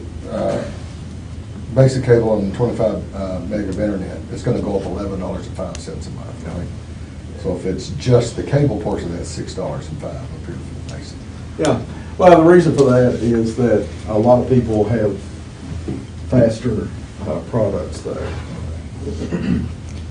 But yeah, the cheapest way out is to do this cable and internet, and then for the people who just have cable and no internet, they're just looking at $6. Are the biggest offenders or rate increasers for our cost of programming, are they the networks again this year like it was last year? They're all equally offensive. Okay. All cable TV programming has been priced what appears to us in a death wish fashion. They're raising the prices so quickly that they're driving people into different avenues to get their video programming, like streaming. And they're probably seeing this coming, they're just trying to get as much out of the last few years they can. Yeah. And we've got contracts that have a rate increase already built in for next year, and they're out for a year, some of them, right? Some of them 5 So, years. so But this that's is network not, programming, right? Not All of them. Is that yeah, all of but them? I mean, this is something we're gonna have to look at every year from now on. Right. The way And this we have been contract's looking are. at it every year. But, I mean, the monsters are like the Disney products, ESPN. If it has sports on it, the price is ridiculous. But the attraction to them is strong. So you need a motion. I do. I move we accept the cable plus internet option, 1105. I second that, as that would be the cheapest alternative. Any discussion? The only other option is drop channels. And when you can't just drop You have to do a la that. carte, you gotta do it in groups of channels, Right. right? You have to do that at a time when a contract is being This contemplated. gets in my crawl every year. Oh, mine too. You know, look, when we first started this business, the whole cost of programming for a month was less than $100,000, and now it's 300 or so. Any further discussion? Is there any way for us to make, maybe to explore whether or not we can have it? The biggest problem is the interface, right? Everything's moving towards an alternative form of, streaming and, other types of, ways to get your programming now. Yeah. Is there any way that we can maybe, and I know this is, way outside the box, but if there's any way to, maybe develop an interface that allows it to look like cable, but still, Be a streaming service. access to streaming services, I mean, it may allow us to move away from, the cable setup altogether. I mean, a lot of companies are doing that. If you bought Really put our money in the infrastructure of the product. if you bought a new TV in the last couple of years, the TV manufacturers are doing their Yeah. darndest to make it where it's easy to buy your, but you still have to pay something. You have to buy Hulu or you have to buy Right. Netflix or whatever. But once you've got a subscription to it, it's pretty easy. You do it with the same remote, just to decide what It's just you different, want. it's just different, it's just Yeah. a different way of accessing that same program. Yeah, and then you gotta, no matter what speed you're buying and what kind of TV you've bought, occasionally you're gonna be watching Netflix, it's gonna freeze up. Yeah. And you need to be experienced enough with it, or willing to get experienced enough with it to know that, well, I need to reboot it, or I need to back up and go back into Netflix again. Those are not common with cable. Guys, this is a little off the point. We have a motion on the table and to approve these rates, either talk about them or let's move on. Well, the only reason I was asking is because it may be more advantageous to look at a different rate structure altogether if we're gonna try to move towards something, like that. But I don't wanna leave somebody like my father abandoned on an island somewhere. I mean, this is the only entertainment a lot of people have. And, it's too expensive to go to the movies anymore. You can't, this is it. And $11.05 to that, to that budget is, could be, detrimental. And so I'm just looking for different, maybe alternative ways before we pass a new rate structure. Well, I mean, we're looking at that all the time. There are even packagers that are putting together streaming services to offer to us with programming included. Okay. I mean, we're shopping all the time, but right now. We got to have a stopgap measure. That's right. Well, we've got to be able to pay the bills, and they went up in January, and we're gonna have to offset their increase with increased revenue. So we had a motion and a second, right? We have a motion and a second. Paul, any other discussion? Hearing none. All in favor? Opposed likewise. And I forgot this slide. We're also having there's very little purchase of premium channels these days, but there's some, and their rates are going up, and we've got to correct them as well. So that'll be part of these $1 and $2 deals. Okay, next item is that we had a bid opening. We had, as part of the multiple retirements we're having, we are reshuffling our team some, and sometimes that means we need to tweak the building a little bit. We want to add another bay in the front lobby, and we want to take an unused space from the old land department and turn it into an office for Melanie. So we opened bid, did a nice simple little design build proposal, got 3 bids, Allied Contracting, Curley Construction, and Scott Murphy and Daniel. You can see that Curley was a mile low. They put a kicker in there saying that it may cost $3,000 more to get permits from the state, but even with that, they're still a mile low. So our recommendation is that you authorize me to engage Curley Construction to do this work. I'll make that motion. Second. Motion's made and seconded. Any further discussion? Take a vote. All in favor? Aye.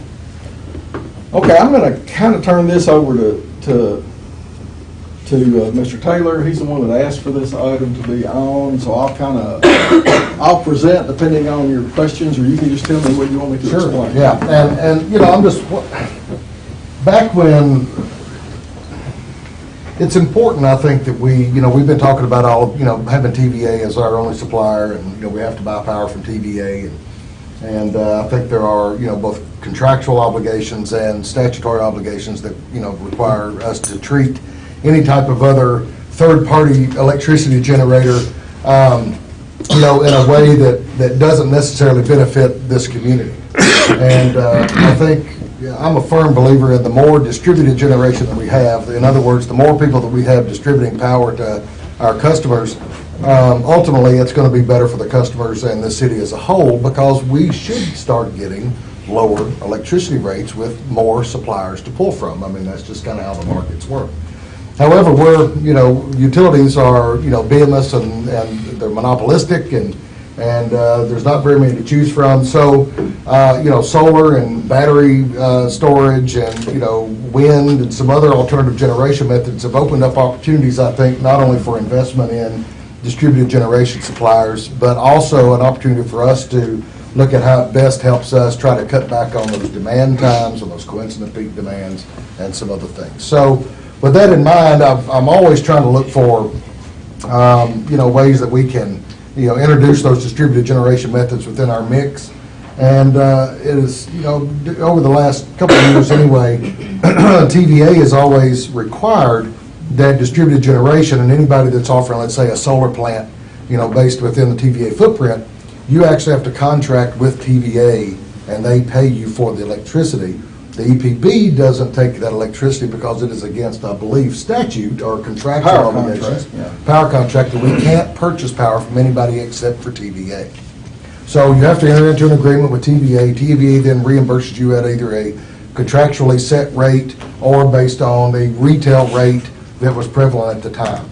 Now, there have been some changes made in what we call the Green Power Providers Program, where nowadays you enter into a contract with TVA and they pay you, I think it's in the commercial rates are 7 cents, I believe, residential rates are 10 cents, something like that.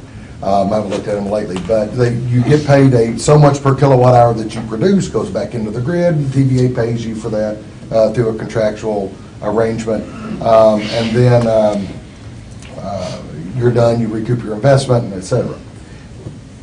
Back before the coincidence peak was put into place, though, there was a contract, there were some contracts where the people had made a substantial investment, and there were a couple of corporations here in town that made substantial investments in renewable energy. And then TVA has now sort of stated that we're only going to pay the retail rate of the per kilowatt hour charge of the retail rate. And now that it's kind of a wholesale rate, that kilowatt hour charge has come down to the point that it may not be as tenable and may not be as advantageous for some of these providers to enter into some of these contracts. Which I think is worse for the community as a whole, because it limits who we're buying our power from, and it limits the opportunities for us to buy our power. So I guess some of the questions I have now that we've the contract has kind of changed. They were getting we were getting maybe 8 or 10 cents a kilowatt hour for the retail rate before. Now it's like 4.5 or 5 cents, 6 cents, whatever it may be. So that has kind of changed now. Do we have options available to us to kind of shore that up? I guess to kind of fill in that hole that we've created now, that where TVA was under a contractual obligation to pay, and it says in the contract it's to pay the per kilowatt hour retail rate. The retail rate was here at one point, now it's here. Is there any method for us to kind of fill that gap that's not detrimental to the EPB? Well, that could be a long answer. Well, what I wanted to do is try to... But be specific. What happened before we took the rate and separated the demand portion of the rate and the kilowatt hour charge? It was all lumped together, and that's what those contracts were paid. Yeah. When we separate them, the contract still says they pay for the retail rate, Right. but we moved part of the makeup of the retail rate out of that. Right. We need some way to write that, to make that attractive. Let me make sure that the foundation... And it is our responsibility. That's what I'm kind of getting at. I don't want to solve this Well, tonight, but I want to start discussion. First of all, everybody may not even be familiar with the term distributed generation. Distributed generation is kind of a new buzzword to call the proliferation of other sources like solar, wind, biomass, that kind of thing. It's fairly common in a lot of utilities in North America. It's really uncommon in the TVA region because all the TVA distributors have what we call an all requirements contract. That means we can't buy power from anybody, even from ourselves. We have to get it all from TVA. That sounds pretty heavy-handed, but remember, it was the 1930s when TVA was being created. It was the Great Depression. There was an unknown demand for electric power, and it wasn't easy for them to go to Wall Street and borrow money with this big question mark hanging out there. Yeah, you want to build a new coal plant, or you want to build a nuclear plant. How are we guaranteed that you're going to get enough revenue to pay us back? And one of the trump cards that TVA and other utilities threw on the table is, well, we'll make it where everybody that buys power from us can't buy power from anybody else. And that made Wall Street happy. And that allowed TVA to gather the capital that they needed to build all the plant that we utilize today. It also allowed them to gather the money to start building a number of nuclear plants and then change their mind and defer them. So that became massive expense that is not offset by energy sales because they never produced any energy. So distributed generation is a tough nut to crack for any of us in the TVA region because of that all requirements contract. But TVA also needed to offer, because of a settlement that they made with EPA about 5 years ago, they had to show in their portfolio that they had a bunch of renewable resources. And they decided that the best way to get it out there quickly and meet the terms of that settlement agreement was to get it in all the 154 utilities that they serve. That resulted in them coming to grips with, we need to get this out here, but we've got to make sure we don't violate the all requirements contract. So they created this program that Tag mentioned, the Green Power Producers Program, that was a deal to allow not the utilities like Glasgow EPB, but end customers to install their own generation, normally solar, and sell the power directly back to TVA, cutting the Glasgow Electric Plant Board or any of the LPCs out of the deal. We just get the opportunity to wheel the power from the end user location back to TVA. We get nothing out of it. And TVA saw to that when they designed the program. And that makes it, to finally get to answer your question, what can we do to fill in the holes? Unfortunately, and especially with what Ms. Short said, I don't want to dismiss anything as being impossible. Personally, there's nothing I would like more than to be able to get TVA to open up and release us from the all requirements contract and allow us to even do net metering. Our rates would fit perfectly with net metering. But today, the only program that's available to us is the Green Power Producers Program. It has still the requirements that, and in fact, some of these local projects, the people that are unhappy with the Green Power Producers Program entered into a contract with TVA that said, you install this stuff, and in the beginning, TVA is going to pay you 15 cents a kilowatt hour for it. And then each year, it slid or decayed or whatever you want to call it, until it got to a point where they said, after this number of years, you only get whatever the prevailing local kilowatt hour rate is. So we'll pay you exactly the same as what Glasgow EPB charges you for it. And of course, in 2016, when we implemented our variable rate, our kilowatt hours went from 11 cents to 7 cents. And so that was a precipitous decline in what those projects got back. And they're, understandably unhappy about it. But the problem is, not in the Glasgow Electric Plant Board, it's in the contract they signed with TVA. We're not even a party to it. And wait a minute, the contribution away from peak, for lack of a better word, right? The KW that those panels produce during our peak, it flows into the grid, but we don't get it free. Right. We still, that contribution is still added to our bill from TVA. The existing program has sophisticated metering on it that TVA can read, and every kilowatt hour and KW that those solar projects might be contributing to our peak that would help us, TVA mathematically adds those back in as if we bought it all from them. So we get zero financial benefit. So we're paying TVA. TVA is just not paying them for that. Exactly. Okay, so with respect to peak demand. With respect So to TVA gets the benefit. TVA is getting the main benefit. demand charge. And those customers, and that program has a flaw in that part. And I'm their biggest proponent. There's a flaw that TVA ought to fix, but I can't fix it. Only TVA can fix it. Can you? We can't fix it by reimbursing them because we violate our purchase agreement. Can you facilitate that discussion along? Yes. I mean, I've tried it in the past. The most effective movement on that was when those developers hired their own attorney and he facilitated it. It moved along there, but somehow never got to the point where everybody was happy with it. But we weren't in it other than me meeting with their attorney and explaining how this stuff works.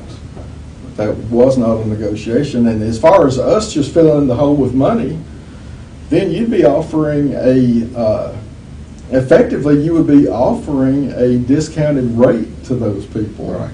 Which would not be supported. Because you're getting billed, we're already paying You're getting for billed for it right. Okay. Yeah, so we'd be paying TVA and the Right. customer with using somebody else's money to do that. So basically TVA is taking advantage of an unforeseen change in the rate Yeah. and not, they're Yeah, kind of because violating the they spirit wrote of the agreement. Yeah, they wrote it around exclusively kilowatt hours, and we come along and say, yeah, but KW too. Right. It just wasn't addressed in those agreements. Okay. So once again, can you facilitate some conversation Sure. with TVA? Yeah, they love it when I call them and complain.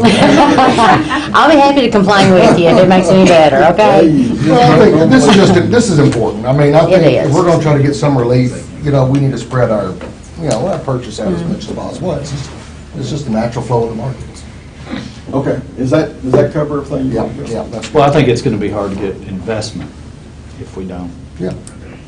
make good on at least the spirit of the agreement. As much as everybody hates to say, it's all about return on ROI, return on investment. And if you're not getting adequate ROI, you're not going to get the investment. Right, sure. Okay, I'll try to plow through. This is just my normal report that in the old days would have been at the top of the meeting, but shuffled it down. It'll be the June fuel cost adjustment, a report on where we stand on the coincident peak demand fund that we created so that we could allow, so that we could comply with what we were asked to do and limit our peak predictions to 4 days a month. We'll talk a little bit about the AG ruling. I sent it out to you, but I think we probably ought to discuss it just to get it into the minutes. Windstream bankruptcy matter, I'll talk a little bit about that. I'll go fast. And then we've had a couple of large outages that I feel like you deserve to hear about. So, the fuel cost adjustment for June the 1st is going up a very small amount, 0.09 cents, but that's the first increase in 4 months. So the bill starting June the 1st will have that different fuel cost adjustment on there. Just real quick, we'll talk about how we did in April. You've seen this one before. Libby probably hasn't seen it, but this is a representation of the whole month of April with one line for each day of the month, and then the 24 hours of the day. The blue lines are, and this is our system demand, the whole Glasgow system.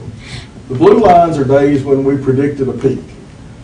We called only 3 days in April. One of them was a mile from the peak. The other 2 were right in there, and one of them was accurate. So that happened on the last day of April when it got hot. And so we had a success in April predicting the peak, and that's a good thing because that doesn't require us to hit the coincident peak demand fund any to fund our losses from the miss. So that's a good thing. And here's the analysis of the fund that we created. Remember, before we agreed to change the rate at the request of the community, you were charged on your contribution to the peak whenever it happened to occur. Although we tried to predict it, then we agreed to limit it to 4 days per month and to only charge people for their contribution to the peak hour within a predicted day. So that created a fiscal debit. It cost us money. And so we had to we added a quarter per KW to create a fund. And this just shows how the first 4 months of this year, how that fund has been populated.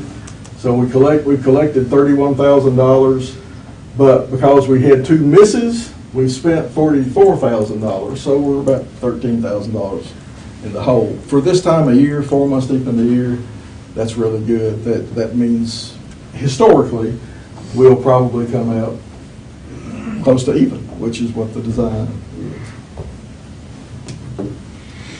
Okay, I sent you all copies of the ruling from the Kentucky Attorney General. They found the board guilty of failing to properly respond to the Glasgow Daily Times in the time allotted by Kentucky law. They didn't assess a penalty. And I think I just wanted to get it in the minutes that we got a ruling and it went against us. And you all might want to consider whether you want to take any further action, like complying with. The only thing that the Daily Times asked us to do that we haven't done is to have the board take a class on how open meetings law works. And I'll just put that out there if you all, the Attorney General didn't force it down our throats, but I thought you all might want to do it just to show we're sorry we did something wrong. Here's what we're going to do. So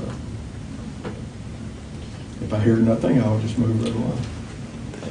Well, considering that the AG was kind enough not to mention or assess any penalties for us, and the Daily Times is simply asking us to take a class on open meetings, correct?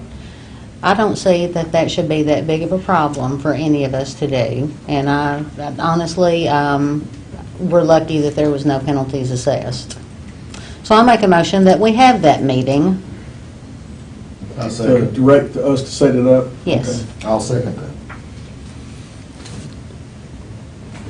Have a motion on the floor. Any further discussion? Have a vote. Mr. Harn? Jeff? Yes. Tag? Yes. Mr. Witcher? Yes. Libby? Yes. Chairman votes no. Okay, moving along. The next item is the Windstream bankruptcy matter. In February, Windstream Communications filed Chapter 11, and that affects us because we have a lot of relationships with Windstream, not the least of which is that they're on thousands of our poles, and we charge them rent to be on our poles. And early in January every year, we send them a bill for the agreed upon rent amount, and that this year amounts to about $35,000 that they have not paid because they filed a Chapter 11. I talked to Jeff, and Jeff said that's over my head, and I had to talk to Ronnie. Ronnie wasn't around yet, but Scott Backert in Bowling Green has some expertise on bankruptcy matters like this, and Jeff got me together with him, and we have engaged him to represent us to try to do two things. We'd like to get our money back, and we'd like to enter into a new relationship with them after this thing clears, where we've got some kind of security. So we're not, because when our joint use agreement with Windstream, which before it was Verizon, I don't know how many different companies it's been, but it certainly never contemplated going in either direction that one of the parties to that agreement would become fiscally insolvent and not pay their bills. So we're going to try to come out of this with our money and with a different kind of relationships that includes some reasonable security to protect us. And so I'll keep you apprised on that. Finally, we've had two outages that people might ask you about, both of them in May, that affected a large number of customers. Usually I report on these when we have a whole circuit breaker trip, and that might serve from 200 to 1,000 customers. May the 6th, we had an outage that affected 290 customers for 25 minutes, and it happened because this kind of unimpressive looking mound here, the circuits that leave most of our substations are underground, and it's a 12,000 volt circuit, and if it has a fault at the substation, it could be 10,000, 20,000 amps for a short period of time. And in fact, when our guys got to that substation and saw that the earth had exploded there, they knew that we had a faulted underground cable. One of the beautiful things about the way we've organized our system is that we've got a fair number of substations, and we try to keep extra capacity in each of those so that when we lose one, we can count on a neighbor to feed the load. That's why this outage only lasted 25 minutes, even though we've still got crews out trying to replace this underground cable. That's going to go on for another week or so. We got the customers back on by feeding them from a neighboring substation. And then, of course, since then we've had backhoes in there trying to dig up that cable and replace it. Then the more interesting picture came on from about a week later, on May the 15th, we had another outage that affected 900 customers for 12 minutes. And here's why that happened. Rib Liquors had some apparently poorly secured Coca-Cola umbrellas that a bizarre burst of wind caused them to separate from their assigned tables. And one of them went up into this overhead primary circuit. And this is a complicated one. It's on 31E. You've seen it every day. But the top part of this is our transmission line. It's 69,000 volts. The next circuit down is actually Farmers RECC, who we allow to attach to our poles out through there just so we have a neater looking pole line. And that's 24,000 volts, and then our 12,000 volt circuit is at the bottom. And it's kind of hard to see from this picture, but the umbrella is actually on our bottom circuit, the 12,000 volt circuit. Unfortunately, the umbrella is also attached to a 10-foot long metal pole. And even though somehow it landed there and did not cause an outage the first time, for our guys to figure out how to get that out of there, they needed us to kill it. And so we killed that circuit for 12 minutes while we extricated the Coca-Cola umbrella from the primary. And that represents my whole report. I got a question for you. When we have to switch that load from one substation to the other, does that, as the weather heats up, if we're using more energy, is there a unsustainable burden that's put on that substation during that? It can be. I mean, that's what, we have a system that we call SCADA, Supervisory Control and Data Acquisition, that brings telemetry in through our broadband network so we can read the current readings on each circuit, and then we can query it and ask it, what has that circuit had historically for the last few days, so we can determine whether it's got room to carry some more load. What if it doesn't have room? What do we do then, having one substation down? Well, that's never happened. Okay. I mean, we've one of the good things, if there are good things, with our loss of a lot of the industry is that we have a lot of substations that have a lot of extra capacity now, so that redundancy is getting easier to provide. Right.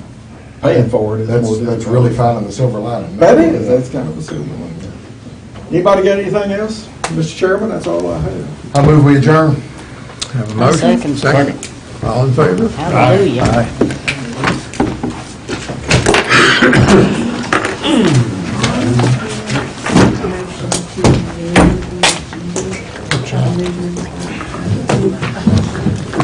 Got room, yeah? Got room? Yeah. Out of the way?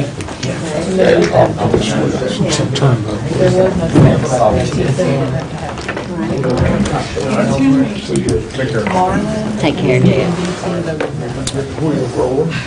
Okay.